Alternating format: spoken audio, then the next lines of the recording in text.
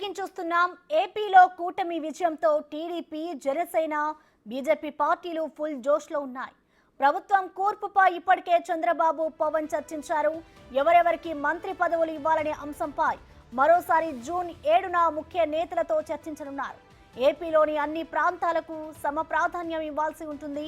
ఉత్తరాంధ్ర నుంచి టీడీపీ రాష్ట్ర అధ్యక్షుడు అచ్చెన్నాయుడు, కళా వెంకట్రావు, అయ్యన్న పాత్రుడు, గంటా శ్రీనివాసరావు పేర్లు ప్రముఖంగా వినిపిస్తున్నాయి.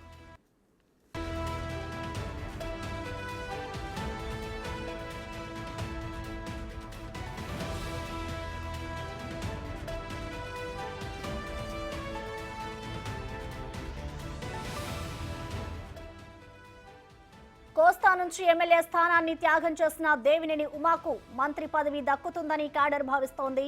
అదేవిధంగా బోండా ఉమా, కొల్లు రవీంద్ర, తంగిరాల సౌమ్య, పార్థ సారథి కూడా రేసులో ఉన్నారు. అటు సీనియర్ నేతలు బుచ్చయ్య చౌదరి, కన్నా లక్ష్మీనారాయణ, ఏలూరు సాంబశివరావు, నక్క ఆనందబాబు, ఆలపాటి రాజా, ధూళిపాళ్ల నరేంద్ర, జనార్దన్, వేమిరెడ్డి ప్రశాంత్ రెడ్డి వంటి వారు మంత్రి పదవులను ఆశిస్తున్నట్లు తెలుస్తోంది.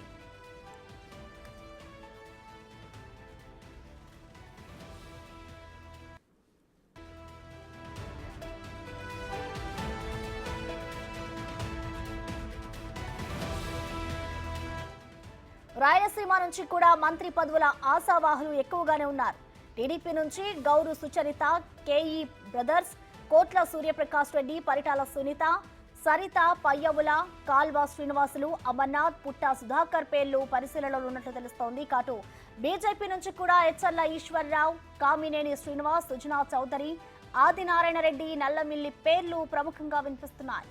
కూటమిలోని ఆయా పార్టీల నేతల సామాజిక సమీకరణాలు, ప్రాంతాలు, నేతల బలబలాలను ఆధారంగా చేసుకుని మంత్రి పదవులు కేటాయించే ఛాన్స్ ఉన్నట్లు తెలుస్తోంది.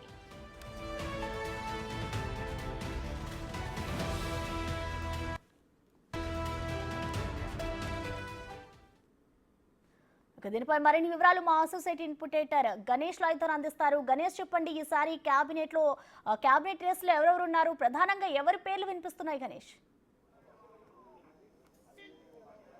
అంటే ప్రధానంగా మూడు పార్టీలు అంతకుముందు 2019లో ఏదైతే ఒక పార్టీయే కాబట్టి వాళ్ళు జగన్ సంబంధించి చేసుకుంటారు. అంతకుముందు 2014కు సంబంధించి ఒక చంద్రబాబు నాయుడే కాబట్టి ఆయన మంత్రివర్గాన్ని విస్తరించుకునే అవకాశం ఉండేది. కానీ ఇప్పుడు అలా కాకుండా మూడు పార్టీలతో సమానంగా ఒక సమన్వయంతో వెళ్లాల్సిన అవసరం ఉంది. కాబట్టి టోటల్గా మనం చూసుకుంటే ఒకవైపు పవన్ కళ్యాణ్, మరోవైపు బీజేపీ, ఆ తర్వాత టీడీపీ ప్రధానంగా ఇప్పుడు ఏ విధంగా చేయాలనేది ఇప్పటికే ఒక తర్జన భర్జన అనేది ఒక రూట్ అనేది నిన్నే పవన్ కళ్యాణ్తో దాదాపు ఒక 54 నిమిషాల పాటు ఆయన సమావేశమయ్యారు.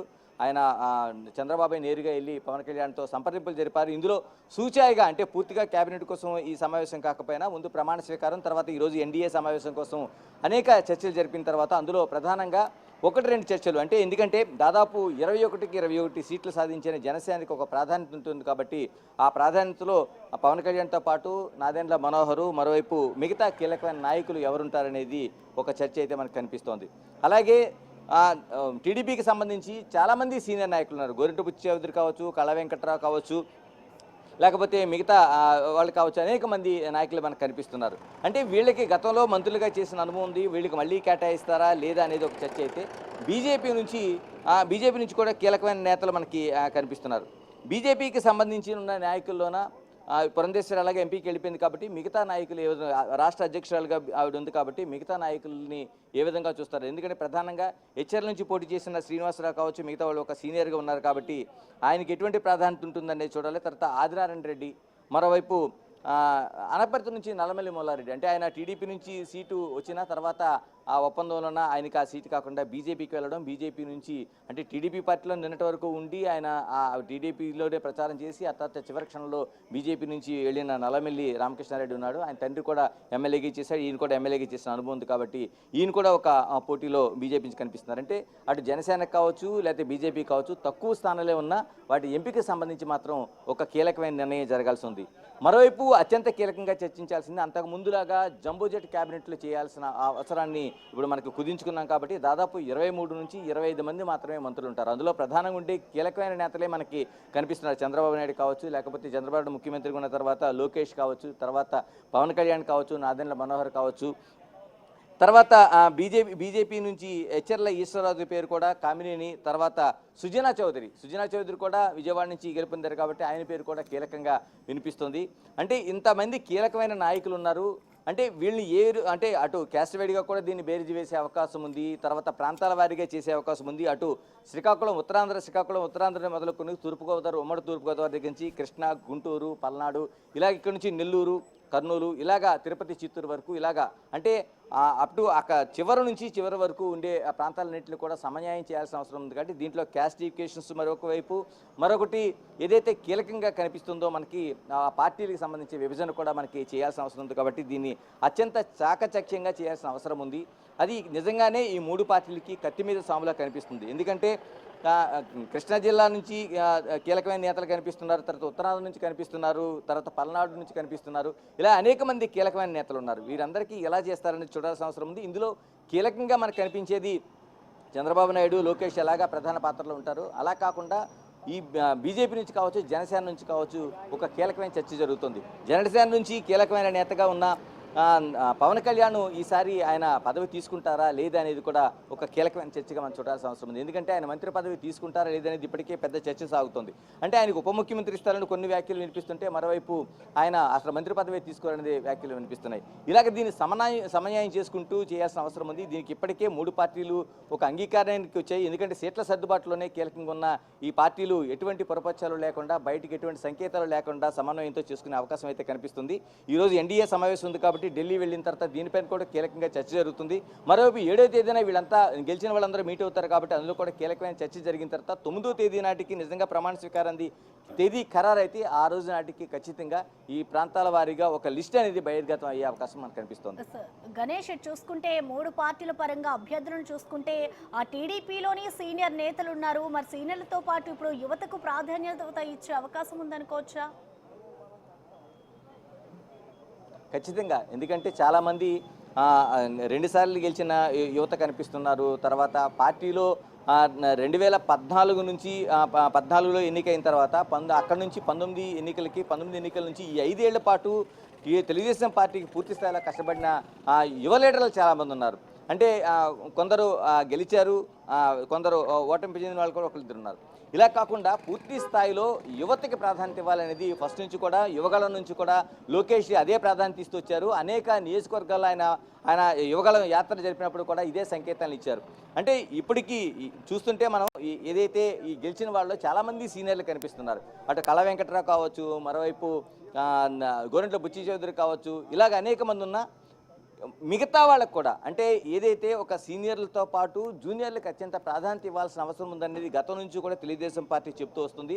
మరోవైపు పవన్ కళ్యాణ్ ఆ పార్టీ యాడ్ అయిన తర్వాత ఈ ప్రయాణంలోన ఎక్కువ యువతని ఆకర్షించే ప్రయత్నం చేశారు. ఆ యువతతోని ఈ రోజున దాదాపుగా రికార్డు స్థాయిలో సీట్లు గెలిచారంటే యువత ప్రాధాన్యత చాలా కనిపించింది. నిన్న ఇక్కడ ఏదైతే విజయవాడలో సంబంధించి ఆ పార్టీ ఊరేగింపులు జరిగినాయి, ఇందులో ప్రధానంగా దాదాపుగా 80% మంది యువతే కనిపించారు.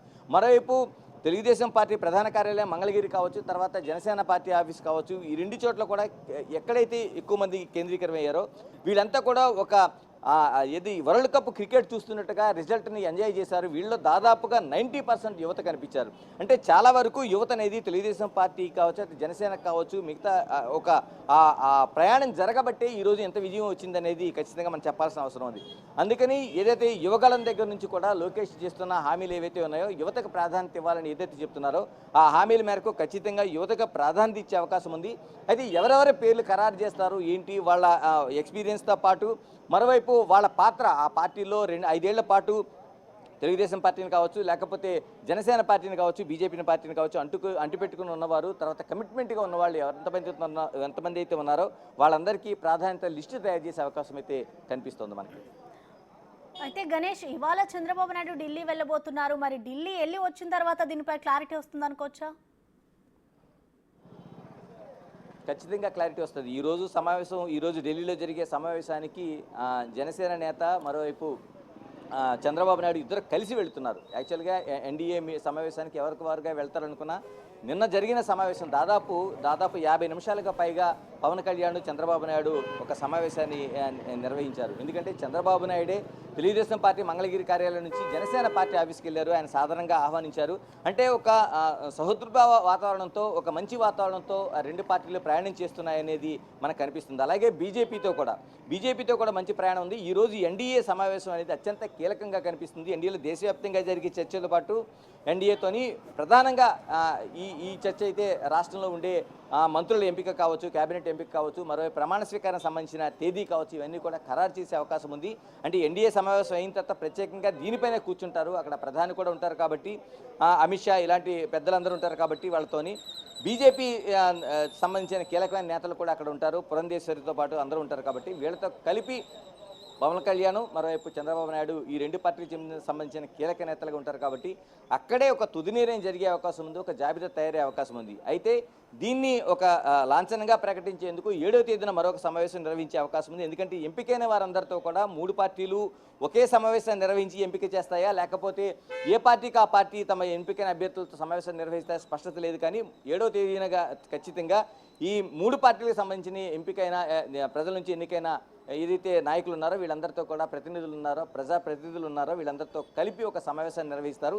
ఈ సమావేశంలో అత్యంత స్పష్టతగా అంటే 9వ తేదీన ప్రమాణ స్వీకారం జరిగినట్లయితే ఆ రోజుకి ఒక తుది జాబితా వెలువడే అవకాశం అయితే కనిపిస్తోంది. Right, thank you Ganesh.